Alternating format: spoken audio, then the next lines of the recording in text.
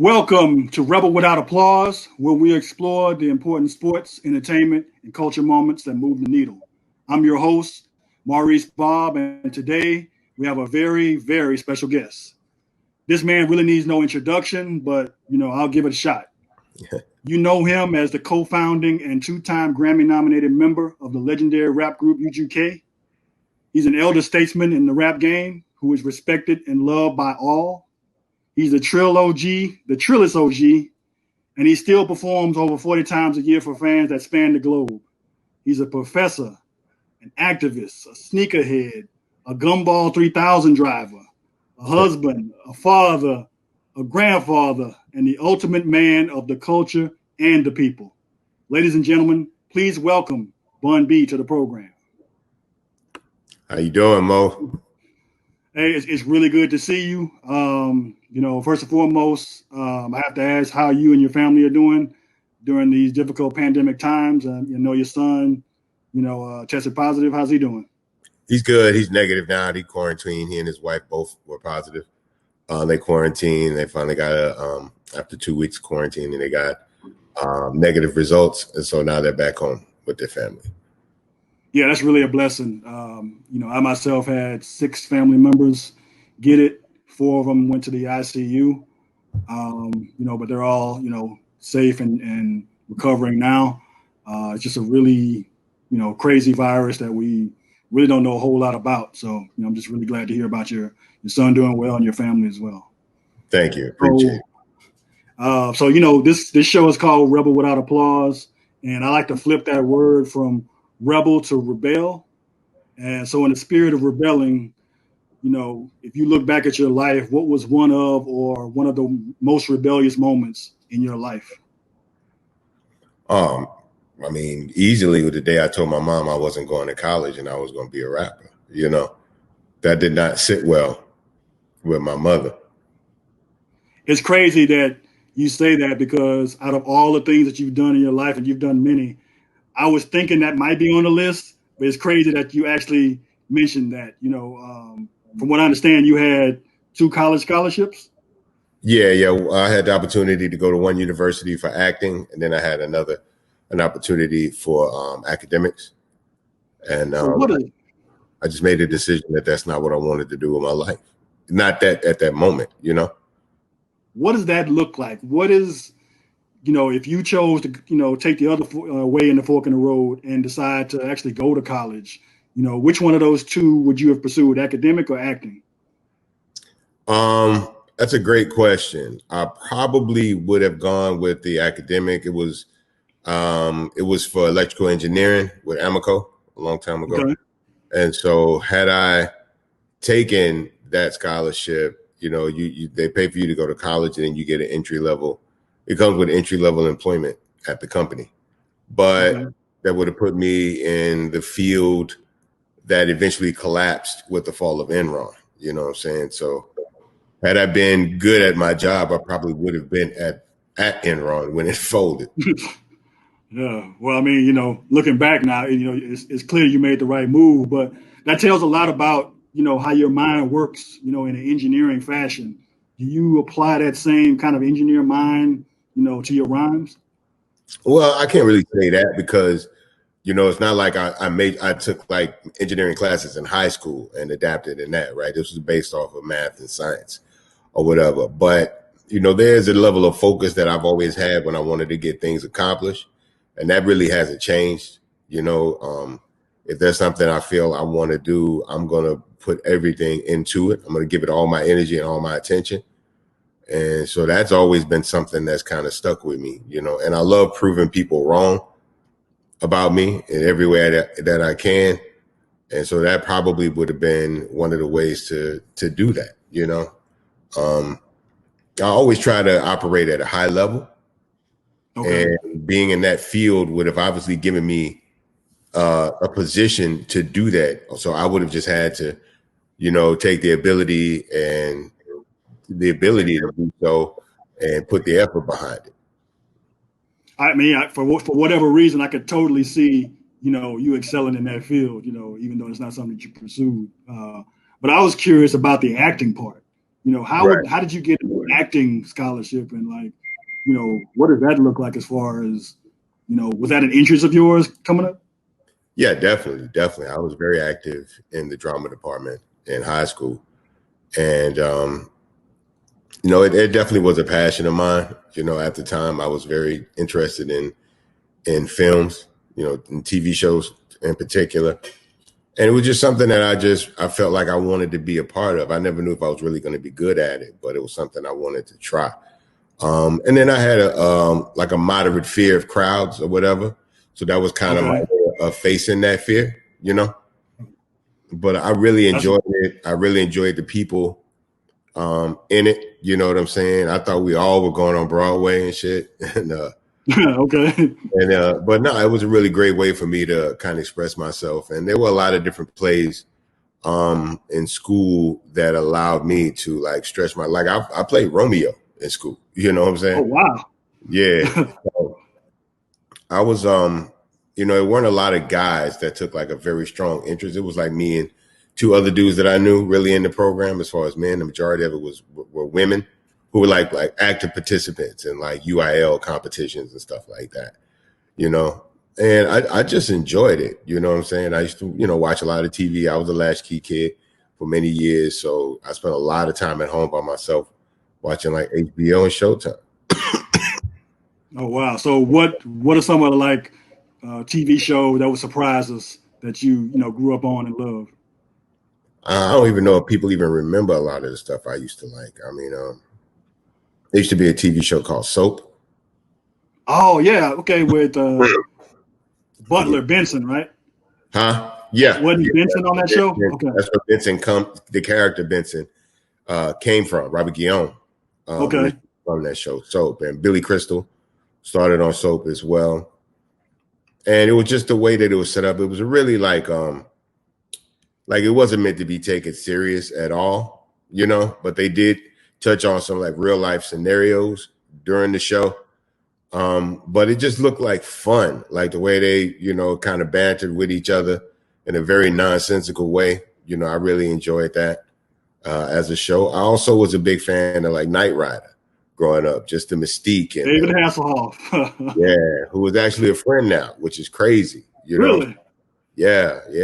We met through Gumball, so he's like a really good friend of mine now, Wow. But, things like that, either futuristic, like science fiction kind of stuff, or like pure comedy, that's kind of where I'm at. Never really a lot of dramatic acting, which surprised me when they told me I had to be Romeo or whatever, because that's extremely dramatic, But I enjoyed the challenge, and it was crazy because our school was high school. I went to two high schools, right? So I went to one high school half day for like a magnet program, which was a pretty much an all black school, like 95% black for my magnet program. And then I went the other half of my day for like my English, math, and science and stuff like that, and drama at this other high school, which was predominantly white. So for me to be playing like a black Romeo to a white Juliet was different, it was different. And Wow. I'm glad we didn't put it on for the parents. I bet there would have been a lot of parents that wouldn't have been crazy about that, because I actually had to like not tongue kiss her, but we had to like touch lips or whatever. And nobody had a problem with, I mean, the students laughed. Romeo at the time. Kids laughed, Like I said, had this been something that we put on for parents, I think there might have been some parents that might have taken issue with that for sure. Her parents were very liberal though. Like she grew up in a very liberal, kind of like hippie, not full on hippie, but very open minded family. You know what I'm saying? I think my mama probably would have had more of a problem with me kissing a white girl, to be honest. But thankfully, everything worked out well. It was received well by the students, and that's just a point in my life that I really enjoyed, and I still enjoy it. I have different opportunities to act in my adult years as well. I did Video Girl with Megan Good, which allowed me to actually act opposite Ruby Dee, which is, it doesn't get more. You don't get more royal of a figure from acting than Ruby Dee. she's, probably the epitome of what you seek to become if that's the trade you choose. And so to be able to act against her, she actually like beat me up in the movie. You know what I'm Oh, saying? really? Yeah, she didn't like me at all in the movie, and she's like, "All right, young man, I'm gonna be getting very physical with you." I said, "Miss D, you do whatever you need to do. I'm a big boy. I can handle it." How many takes did it take to get your proper beating? Probably about 5 takes. I think we ran through like 5 times. I heard just kind of different ways of like slapping me and grabbing me and stuff, and I had to be just kind of stand there, very stoic, right? And I mean, Wow. she's not Ruby D. She was a much older woman now, and it wasn't like physically taxing or nothing. You know what I'm saying? If you can't handle a couple of slaps from Ruby D, you got bigger problems. Yeah, yeah. Somehow that reminds me of that Harlem Night scene when Eddie Murphy gets punched out, uh, for stepping on a toe or whatever. Uh, Pinky toe. yeah, yeah, that's crazy. That's probably one of the most iconic moments, at least in black film, that I can recall. For sure. Um, but you touched on something that I also thought might be another rebellious moment for you, the Gumball 3000. That seems like light years away from what people would think of you or that you'd be interested in and doing or what have you. How did that come about, and how did you even get into that? I had a mutual friend. We didn't really know each other very well, but we knew someone in common. And so he reached out to me. I'm gonna try to make a very long story very, very short. So he reached out to me, asked me, had I ever heard of Gumball 3000? I was like, no. He's like, well, call Muggs. Muggs can tell you. So Muggs is the DJ from Cypress Hill. And so I reached out Okay. to Muggs. And Muggs was like, homie, I haven't done everything. I've been everywhere. You know what I'm saying? There's not too much in the world I haven't done. And that's probably like the greatest thing I've ever done. It's like, so if you can do it, you should do it. So it's an international race. You know what I'm saying? It's 3,000 miles in 7 days that we drive. And so that particular year, my first year was it was London to New York City, right? Which I didn't really understand how we were supposed to do that in cars. Drive over the ocean. You know what I'm saying? But basically, we started in London. We drove to Amsterdam. We left Amsterdam. We drove to Copenhagen. We left Copenhagen. We drove to Stockholm.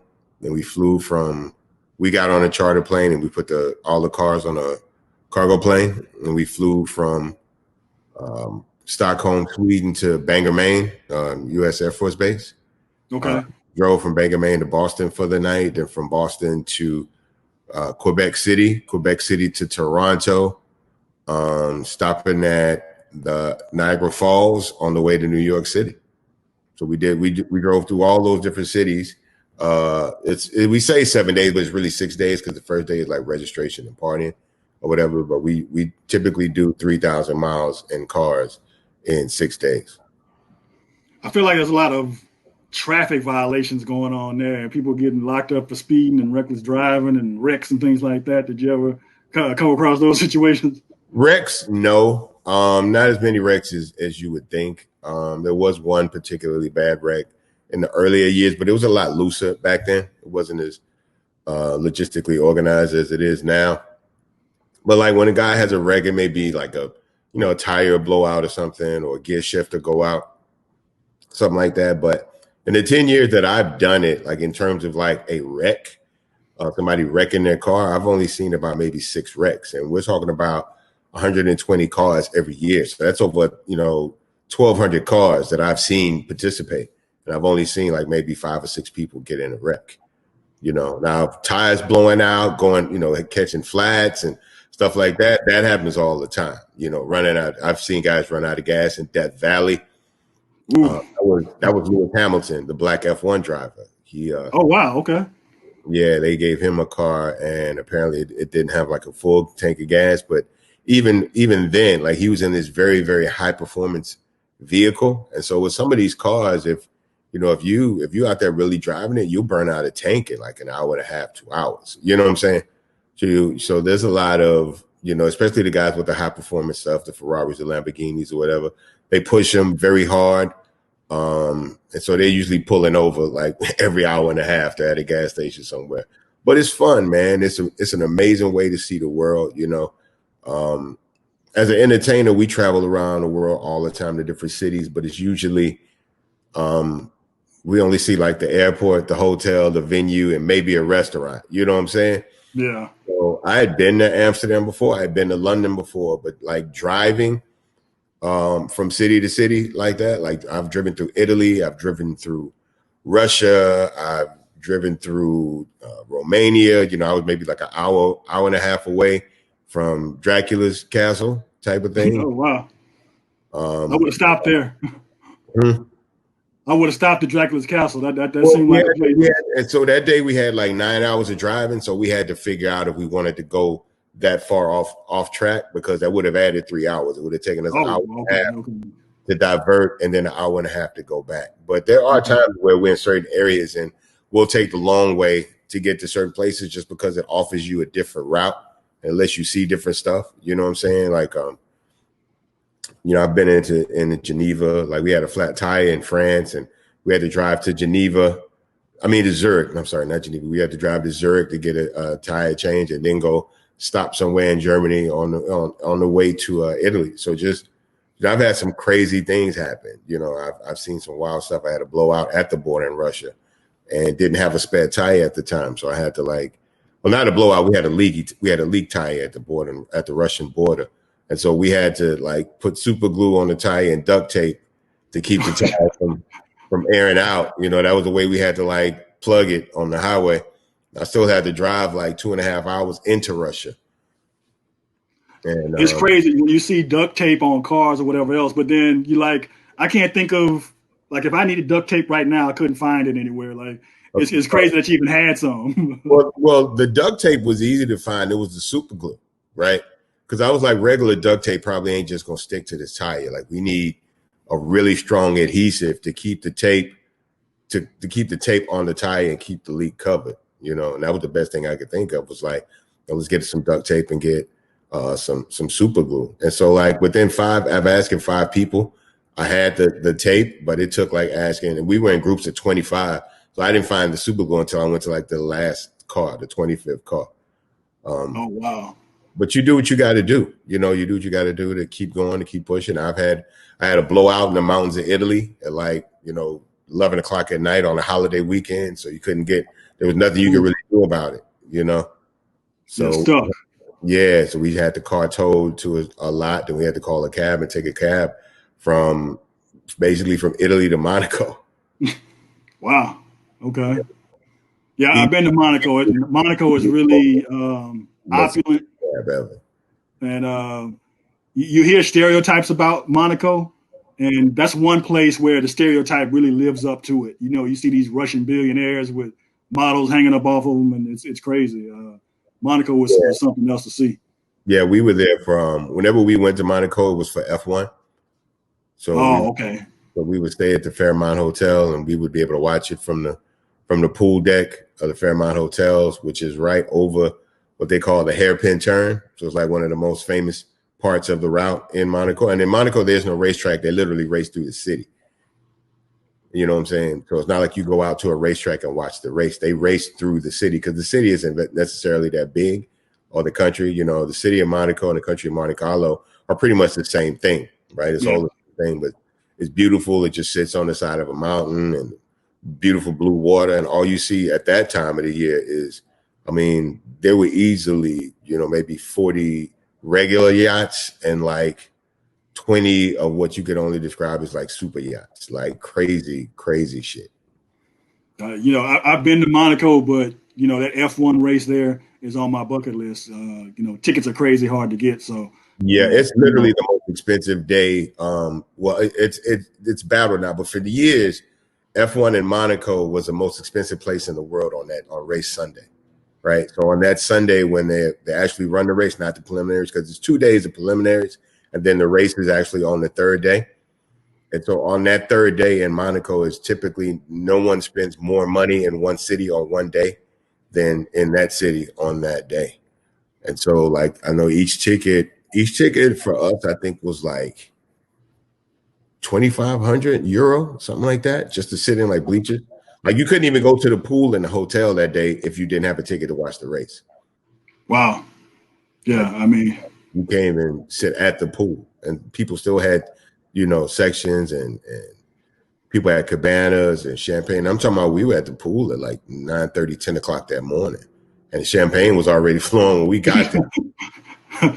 No sense of time, just like start the button, just go. These people live in a totally different world. I was with the heir to Chanel, who was being like a bit of a dick that day too. Like he was acting real funny or whatever, and so he was actually about to get them hands put on him, and his people, is like his family sent some people to come get him. But I mean, it's a lot of crazy shit.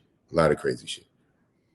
Well, I mean, that's going to be crazy to be able to tell those kind of stories. I know you're a grandfather now, so you probably got a crazy well of stories to be able to tell them. When they ask about what you've seen and what you've done. And there's a lot of pictures of a lot of this stuff as well, because I live in an age where it's easy to document stuff. Like the earliest years of the group, like the earliest years of UGK, that's not anything that we really anticipated documenting, right? Like, you don't really, in the moment, you don't really know exactly what you're doing in terms of legacy, right? Like we're just making music. We don't know how long it's going to last. We don't know how much it's going to sell, how deeply it's going to affect the culture. We was just making music. We look back and like, man, there's so much amazing stuff that we were a part of that we didn't think to document at the time, because a video camera back then was a big deal. Like it was a very big, cumbersome piece of equipment. You know what I'm saying? Yeah. It's not like a phone or something, So, but I mean, we had more than enough memories to get us by. But nowadays, especially when Gumball is concerned, like that's one of those things we document heavy. And I did the first couple of years with friends and acquaintances or whatever. But then I convinced my wife finally to join me on Gumball. So she's done a couple with me now. And, it's amazing to be able to share something like that with the people you love and just see the world. We've driven across Japan. Most people will never even see the parts of Japan that we saw, right? I know a lot of Japanese people that I've met since then that live out there. Like I've never been to that city.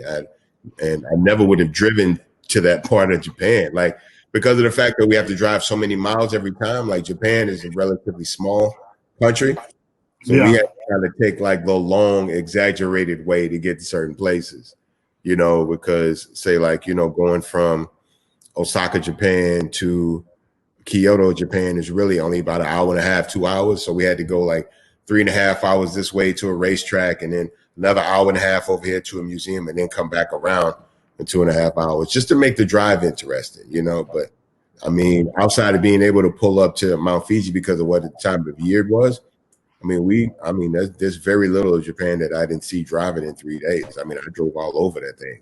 It was crazy because we actually had a situation where we're driving and we're on the side of a mountain, and then all of a sudden the road just stops and the police cut it off because there had been a rock slide that day. Oh, wow. So we basically had to turn around and backtrack another hour and a half and take another road to get where we were going.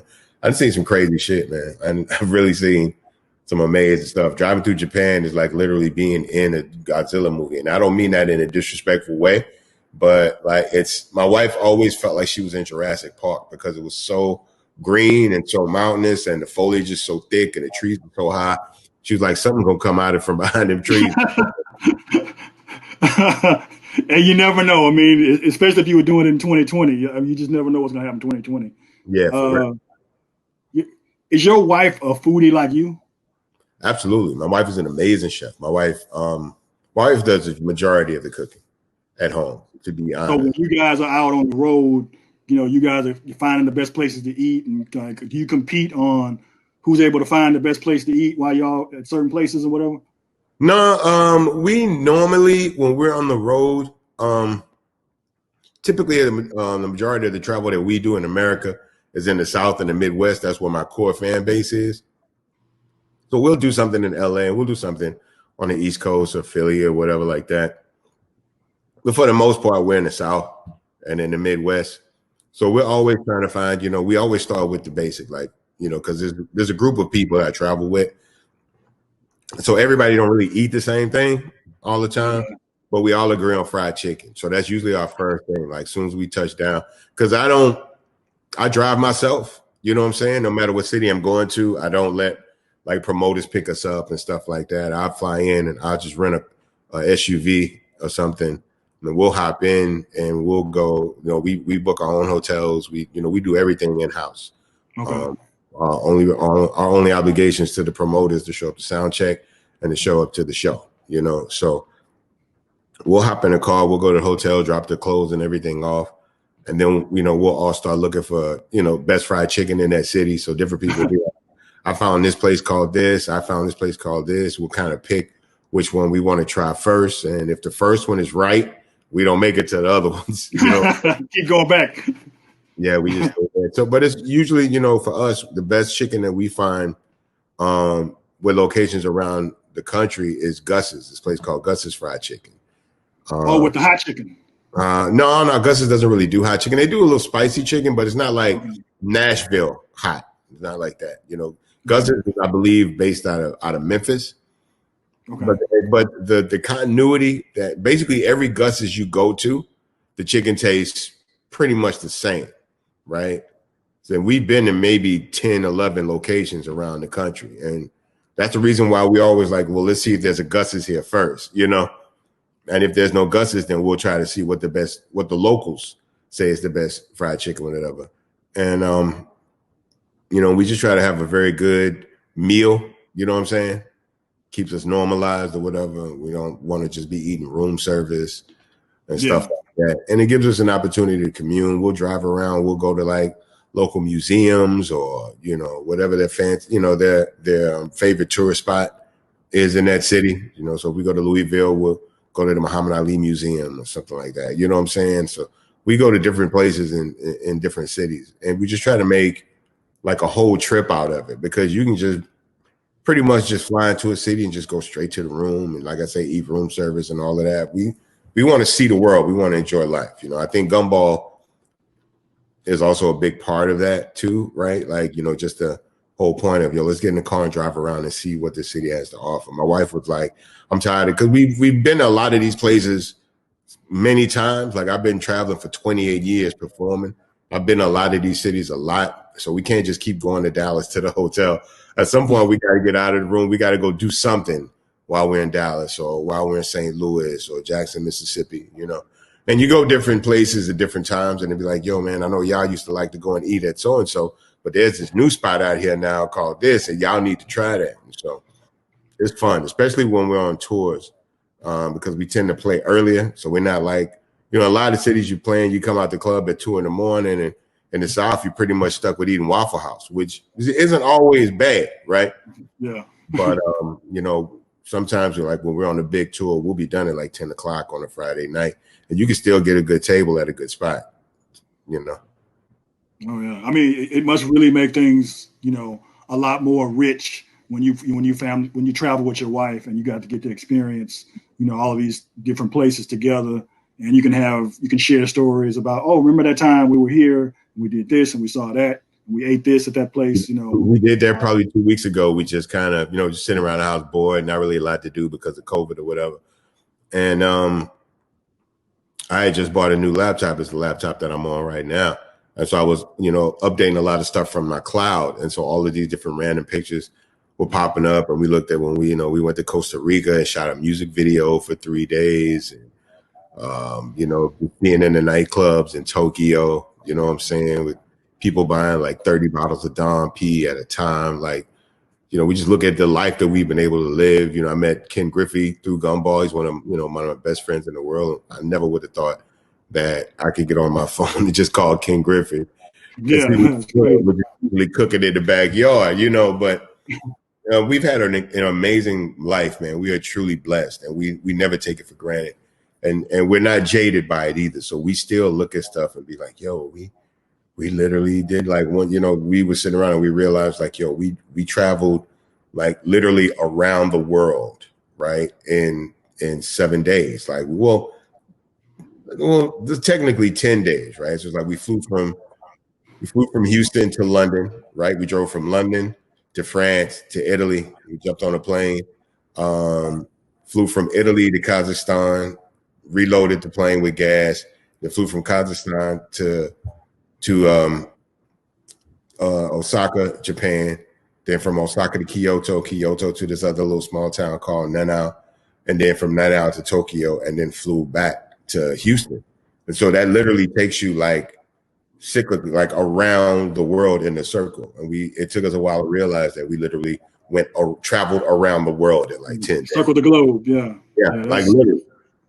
That's crazy. You know, when you think about, you know, where rap has taken you, you know, can you have thought of this? Because I know you said, you know, I remember one time you saying, you know, when you first started rapping, you rap for your hood. And then after that, you start rapping for, you know, the world, and then you start rapping for yourself. And, you know, could you have pictured, you know, the scope of what you've been able to do and see, you know, when you first started out? Not even remotely. I wouldn't have believed if you told me that rap would have took me to Dallas from Houston. You know what I'm saying? Like, we had no idea. We had no idea how far that was going to go and what all we were going to really be able to do, and what we would be able to see.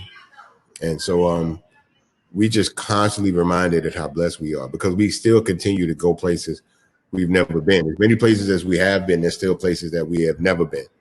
And it's amazing, man. Like, I'm consistently over and over again, like, have my mind blown about the shit we get to do. You know, dinner with Obama. You know, nobody gets to do that. You know what I'm saying? Like, yeah. And so I can't wait to see what the future holds. Like, I'm actually supposed to be in Cuba right now on this year's Gumball. We would have been in Cuba this year. You know what I'm saying? Driving around Cuba, just balling. You know what I'm saying? But yeah, man, it's amazed me how far this thing has taken me. You know, and it's all been from rap, hip hop, however you want to place it or label it. It's being a part of the culture has opened up literally the entire world for me. I never thought I would have actually seen Russia. You know what I'm saying? And we drove through Russia like at like 9 a.m, doing like 100 through the center of St. Petersburg, like on the way to Estonia. Like, nobody get to do that type of shit. You know what I'm saying? Yeah, I mean, especially if you remember how contentious, you know, USA and Russia relations used to be, and how it's hard to picture yourself there, even this many years later. And even Cuba's even worse. The relationship with America and Cuba is even worse than that. You know what I'm saying? We've been able to rectify it with Russia since the Cold War. We've never really truly rectified it with Cuba since the Cold War. You know what I'm saying? So just the fact that we were going to be able to kind of just, you know, mash through the city like that, because we don't do anything very calmly and coolly. Like, we pull up in 120 of the most expensive high-powered vehicles you could ever see at one time, and we burn it down. Like we on the highway, man, 120, 30, 40. I've seen guys in the Bugatti go 220. Ooh, it can really open it up. Yeah, it was going so fast that by the time I saw that it was in my rearview mirror, it was past me. Like, if you can imagine that. Like, I looked, I'm like, oh, there's Bugatti. And then the Bugatti was past me. By the time I saw it behind me, it was in front of me. Like, that type of shit. And it sounds like a jet. Like, a Bugatti doesn't sound like a regular car. It literally sounds like a jet when it passes by you. Wow, that'd be wicked. And I can imagine, because I was able to go to Cuba, I want to say a year and a half, 2 years ago.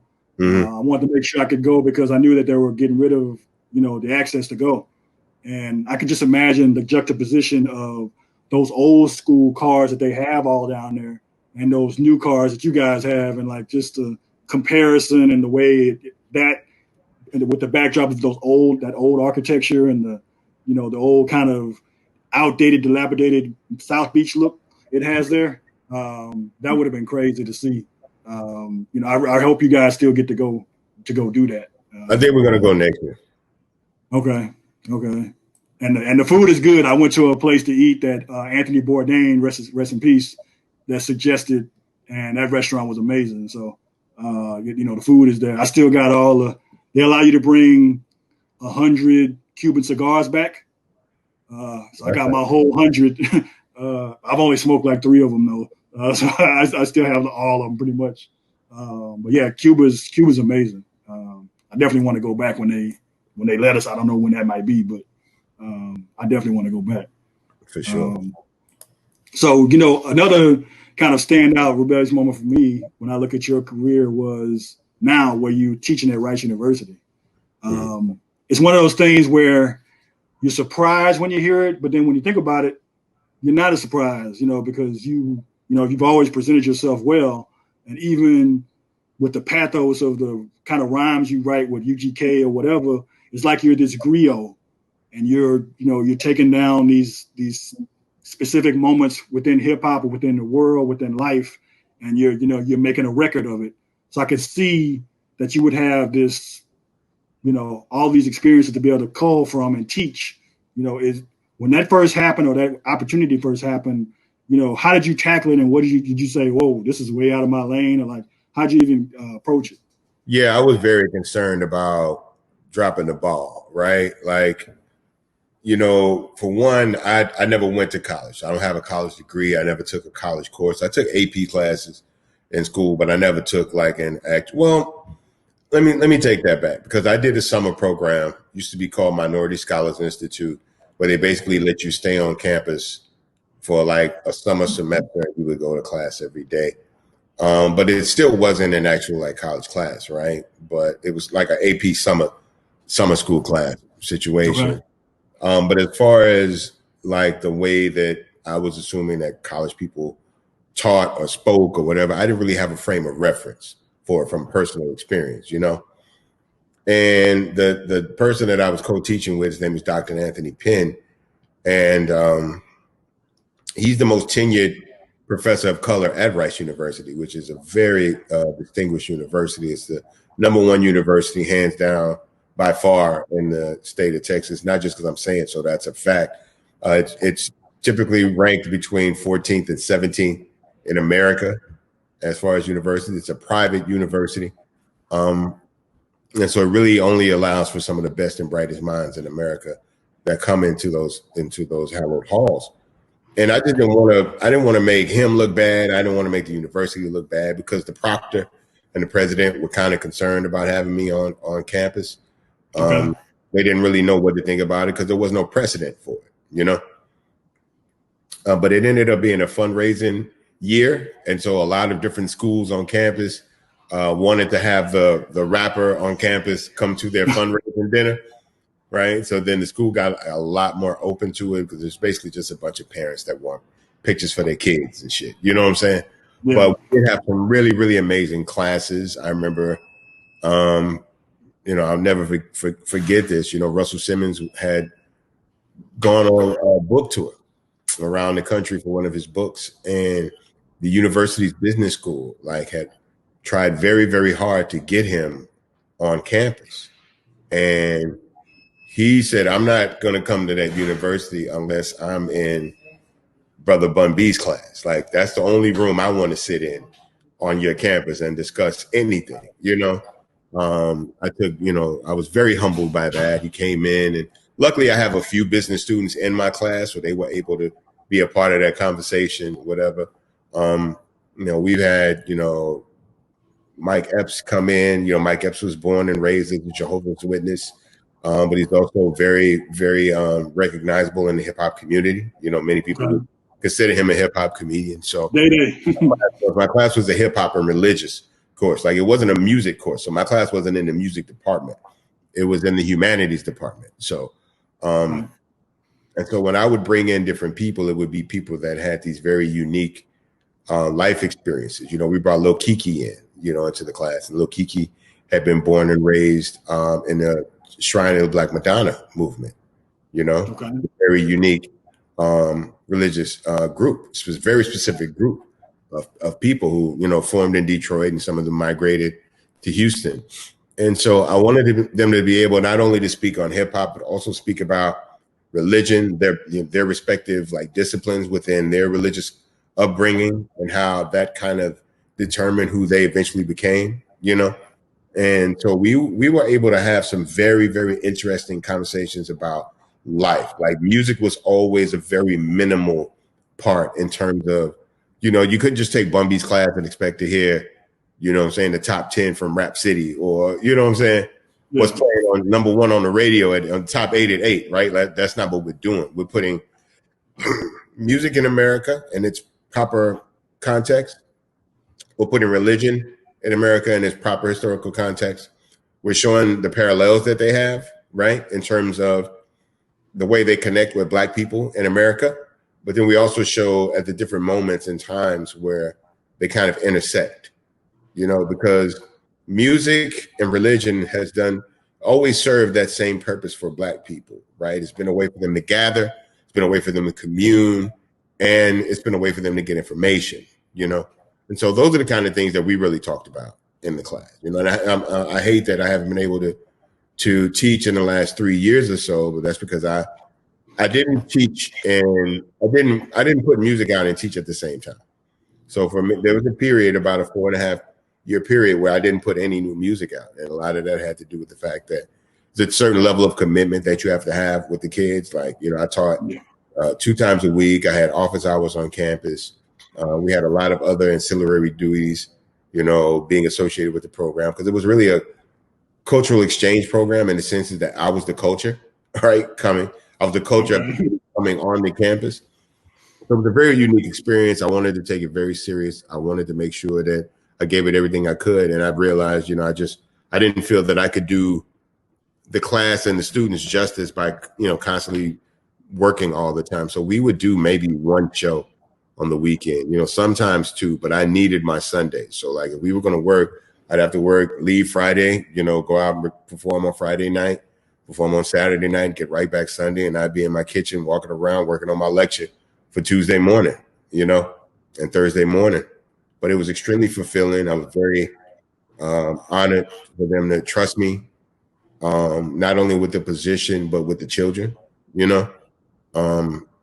I didn't want to lead them the wrong way. I wanted to make sure that they got the experience that they should get from me in the classroom. But and I still see my students all the time, and they still call me Prof, even in, they'll come to my shows or whatever, and they'll be like, Prof, hey, this is Marco from, I was in your class in 2017. I'm like, hey, what's going on? And what are you doing now? And they tell me what they're doing with their life. And I'm so proud of these kids. I know how it feels because I'll see my teachers, right? Sometimes I'll see some of my old teachers and they'll tell me how proud of me they might be, and, asking, what am I up to lately? So I understand and have much more respect for the position of being a teacher and an educator than I probably ever had, It's funny how life is full circle like that. I came my grief. I can tell you, like, even being a good student, like I was still like give my teachers grief in class. Yeah. So I saw the the webinar you did with Dr. Penn on race and racism in America, and right now we're obviously dealing with the other side of the effects of watching George Floyd get murdered in front of our eyes. As we try to move forward from this, and it's kind of difficult to predict, why was this moment a tipping point? And do you see the momentum shifting to a point where we get some significant change out of this moment, even during COVID times? Well, I think the fact of it being a tipping point is because I think the method, right, and the medium made the difference when it comes to George Floyd, right? The fact that everyone kind of saw it through the same mediums, whether it was social media or whether it was television, right? Everyone kind of saw it all the same way at the same time, right? But we see images of people being murdered constantly, right? But they're often in a flash of a second. They're usually very fleeting, right? And it's almost always gun crimes, right? So I feel like most people in America are somewhat jaded, not fully, but somewhat jaded when they see crimes committed with guns in America, even if it's a murder. It can be off-putting, it can be uncomfortable, but it's still something that you strangely have grown accustomed to. But in George Floyd's case, he was literally tortured, right? Like his death was very slow, it was very painful, right? And you saw the entire moment from him actually being alive to him, and you didn't watch him die, right? You watched him dying. Yeah, it was a snuff film. It was really bad. Yeah, and I think the other thing is because of the fact of COVID, that we're all at home, right? So we're not seeing it in passing. we're not hearing about it or whatever. Like we're all watching it. And I don't care who you are, right? That was very, very, very upsetting to have to witness, right? And so you would have to be a very special type of soulless human being to not be affected by what you saw. And so and this is where the shift comes in when we talk about the shift in this matter, was the fact that, for many years, Black people have been talking about what the police do to us in our communities, right? How we're treated, how we're assaulted, how we're murdered. And because of the fact that there's never really been a lot of tangible physical evidence to watch and see it happening, people have always had like levels of excuse. Well, I didn't see what happened, and we don't know what happened, and what, we don't know who did what. And wait for the facts. right. I mean, we always end up giving the police the benefit of a doubt, right? In this case, you couldn't do that. You just simply couldn't. There was no excuse for that level of escalation at all, right? It was undeniable what happened in that moment. And so now that you realize that it is true what Black people have been saying, and now that you've actually seen it for yourself with your own eyes, you know what I'm saying? Now, where do you stand? Because it's easy to try to excuse yourself from the conversation, right? Prior to this. Now you realize that, okay, this is real. This is actually really happening to people simply because they're Black. And older white people have seen these things happen for many, many years, right? If you're over 60 and you're white in America, this is nothing new to you, right? But for young people, right, there are a lot of young white people under 23, 24, 25, where Black culture for them is just popular culture, right? It's not Black culture, it's culture, right? And there's a level of inclusion that young white people are comfortable with in terms of communing with Black people, partying with Black people, dancing, right, with Black people, like in a very, very innocent, like this is the best song out right now. I don't care that who made it. I love this song, right? And so these young white people, they don't want to be excluded from popular culture, right? They want to be a part of everything that's popping, everything that's cool. And you can look across the board right now, almost everything that's cool encompasses Black lifestyle and Black culture, And so at a very minimal level, as white people are like, hey, don't do these people like that. We like these people, right? We don't have a problem with Black people. Black people are cool. Did you see that last TikTok dance thing? Right? Type of thing, But then on a much deeper level, they're inheriting this world from us, right?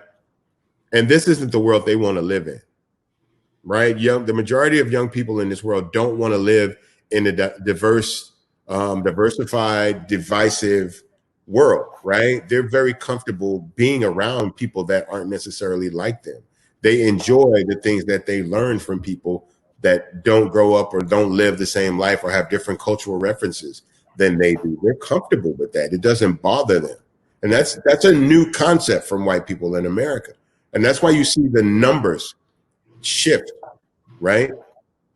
In terms of, because white people were generally told to be afraid of Black culture and be afraid of Black people and fear Black people. But young people are not accepting that, right? They're not cool with the notion of it. They don't see the purpose, and they're going to rise up and stand against it, And so I think that's the one thing that's encouraging about the movement. That doesn't mean it's done, right? But that means we have allies. Right? That means we have help, because Black people can't get rid of racism by themselves. If that was the case, we would have done it centuries ago. So we need white people to help us eradicate racism. Hell, Black people don't even know who the racists are until somebody say the N-word. We don't even know who don't like Black people, right? The Klan always did everything anonymously, right? The Klan wore robes and wore hoods over their heads so that they could walk around in the city during the day. Hey, how you doing, Jimmy and Bobby, and all of that type of shit. And then at night, let's go kill them niggers type of thing. But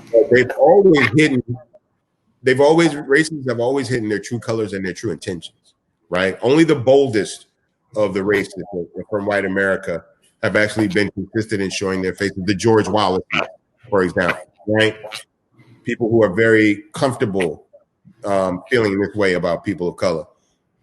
And so I think there is a shift happening, but we can't just take it for granted because of the fact that some white people marched with us and actually stood up to fight with us. Like, there's still hard work that they have to do because they're the front line in confronting and pointing out racists. You Yeah. know, they grew up with them. They go to school with them. They live in the neighborhood with them. They work with them. Hell, some of them are in their own family. You know, Yeah, you see a lot of that. yeah, and so there's a level of indifference that maybe some white people have had about racism, probably because they're like, well, I'm not racist, so I'm not a part of the problem, whatever. But if you give license to racists, right, and you allow them to be racist around you and amongst you, and you never call them out on it, and you never confront them about it, and you never question it with them, right, then you might as well be racist yourself. You know, everyone has to actively fight this, right? You know, in an anti-racist way, not being not non-racist is the start.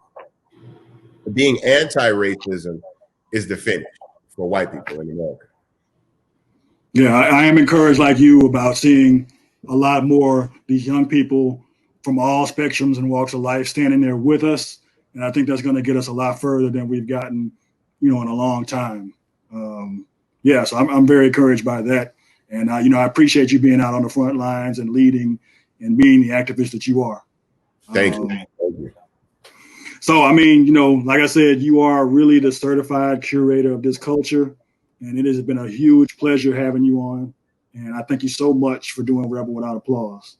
No, it's not a problem, man. I'm so happy to be a part of this. It's been a while since we've been able to talk. But I feel like we have a level of comfort between us, so it doesn't really get too formal, and we can just kind of flow. So, and I know I talked a long time about Gumball and shit like that. So no, that's actually great because, I think it's great for other people to see other passions of yours and other sides of you because you are so multifaceted and so many interesting moving parts of your life. And I think people should know a little bit more about you. They already love you. This is just more reasons to love you. Thank you so much, Maurice, man. Let's do this again like real soon, though. You know what I'm saying? I know for sure. Unfortunately, in a couple of months, this country is still going to look different than it does now. Like 2020 just been circling down the toilet bowl, whatever. So let's just touch base and say 2-3 months and see what America looks like then. Sounds good to me. All right. Thanks, Bun. No problem. God bless, man. Have a good one. Same to you.